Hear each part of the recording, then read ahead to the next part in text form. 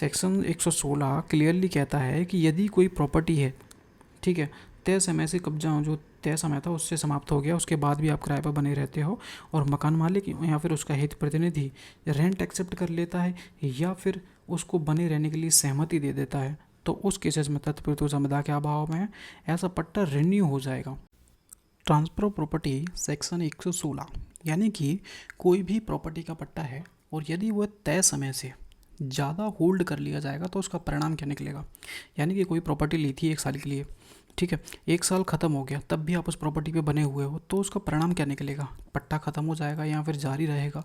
तो वो सेक्शन 116 कहता है कि ओवर होल्डिंग का प्रभाव क्या होगा, यानी कि किसी प्रॉपर्टी को ओवर होल्ड कर लेते हो, तय समय से ज़्यादा होल्ड कर लेते हो, तो उसका परिणाम क्या निकलेगा, वो सेक्शन 116 कहता है। तो चलिए शुरू करते हैं। अतिधारण का प्रभाव क्या होगा, इसको समझने से पहले ही इसका अपना ईजी समझते हैं, ठीक है। यदि कोई किराएदार पट्टेदार है और उप पट्टेदार, दोनों को शामिल करके चलना है, ठीक है। किराएदार या फिर उप किराएदार, यानी कि पट्टेदार और उप पट्टेदार किराए की अवधि समाप्त होने के बाद भी संपत्ति पर कब्जा बनाए रखता है और मकान मालिक या फिर उसका विधिक प्रतिनिधि, यानी कि मकान मालिक नहीं है तो उसका कोई विधिक प्रतिनिधि होगा, वो किराया स्वीकार कर लेता है। मान लीजिए कि किराएदार था, उसका उप किराएदार था, दोनों में से कोई भी है, ठीक है, तय समय के बाद भी संपत्ति पर बने रहते हैं, ठीक है, और मकान मालिक या फिर उसका विधिक प्रतिनिधि किराया स्वीकार कर लेता है, रेंट को एक्सेप्ट कर लेता है या फिर किराएदार के कब्जे में बने रहने के लिए सहमत हो जाता है कि कोई बात नहीं आप बने रह सकते हो, यानी कि उसे कंसेंट दे देता है कि आप रह सकते हो। तो उसका प्रभाव क्या निकलेगा, तत्प्रतिकूल संविदा के अभाव में ये लेके चलना कि उनके बीच में कोई कॉन्टैक्ट नहीं हुआ हो कि ऐसी सिचुएशन आ गई तो क्या होगा, ठीक है, वो चीज़ नहीं होनी चाहिए। तो उस केसेस में सहमति दे देता है, यहाँ पर रेंट एक्सेप्ट कर लेता है, तो उसका क्या प्रभाव होगा, धारा 106 के अनुसार नवीनीकृत हो जाता है जो पट्टा है। यदि आपने उसका किराया ले लिया या फिर आप उसको रहने के लिए सहमत हो जाते हो तो उसका परिणाम निकलता है कि भाई आपका जो पट्टा है वो रिन्यू हो जाएगा, 106 ट्रांसफर प्रॉपर्टी का 106 के अनुसार रिन्यू मान लिया जाएगा। और यदि आपने वो पट्टा महीने दर महीने के लिए लिया था, यानी कि हर महीने के लिए लिया था महीने के हिसाब से, तो वो महीने के लिए रिन्यू हो जाएगा। और यदि आपने वो पट्टा 1 साल के लिए लिया, साल दर साल के लिए लिया था, 1 साल के लिए 2 साल के लिए, तो वो जब रिन्यू होगा तो वो साल दर साल के लिए होगा। जैसे कृषि में क्या करते हैं लोग, 1 साल के लिए पट्टे पे लेते हैं, 2 साल के लिए, तो उस केस में जब भी अगर आप रेंट स्वीकार कर लेते हो या फिर सहमति दे देते हो रहने की, तो वो रिन्यू कब के लिए माना जाएगा, 1 साल के लिए रिन्यू माना जाएगा।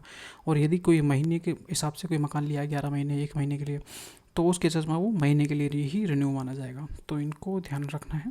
और जब भी आप एक्सेप्ट कर लेते हो, रेंट एक्सेप्ट कर लेते हो या फिर रहने की अनुमति देते हो, तो उस केसेस में रेंट जो पट्टा है वो रिन्यू मान लिया जाएगा, ठीक है, 116।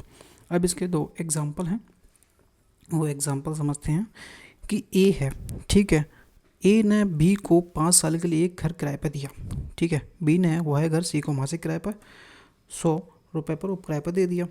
अब 5 साल की अवधि समाप्त हो गई, लेकिन सी घर पर बना रहता है और ए को किराया दे देता है, तो यहाँ पर सी का जो किराया है महीने दर महीने के हिसाब से रिन्यू हो जाएगा, ठीक है। सेकंड भी है कि ए ने बी को एक खेत जीवन काल के लिए किराए पर दिया। ए ने बी को खेत सी के जीवन काल के लिए दिया, सी की डेथ हो जाती है, बी खेत पर कब्जा बनाए रखता है और ए से अनुमति देता है कि भाई तू रह ले। यहाँ बी किराएदार जो बी का किराया वर्ष दर वर्ष नवीनीकरण रिन्यू हो जाएगा, ठीक है। और जो ओवर होल्डिंग की नोट्स हैं तो देख लेना। अब मैं एक बार ये सेक्शन भी बता देता हूँ कि यदि संपत्ति का कोई पट्टेदार है या पट्टेदार है, पट्टेदार को अनुचित पट्टे के प्रयासन के बाद भी, यानी कि टर्मिनेशन हो गया है तब भी तुम बने हो, उस पर अपना कब्जा बनाए रखता है या फिर पट्टा करता या उसका विधिक प्रतिनिधि पट्टेदार को या फिर उप पट्टेदार को भाटक एक्सेप्ट कर लेता है। इन दोनों से ये कोई भी, इनमें से कोई भी एक्सेप्ट रेंट ले लेता है या फिर कब्जा बनाए रखने के लिए उसे अनुमति देता है कि तुम बने रहो, तो तत्प्रतिकूल संविदा के अभाव में 106 के अनुसार वो पट्टा है रिन्यू हो जाएगा, वही साल दर साल वाला और ये वर्षानुवर्षीय मासानुमासी वाला किस हो जाएगा, ये वाला, ठीक है। तो ये कुछ इसमें ज़्यादा हैवी कुछ नहीं था, ठीक है। तो इफ़ेक्ट क्या होगा भाई, ओवर होल्ड कर लिया किसी प्रॉपर्टी को तो वो रिन्यू हो जाएगा, ठीक है।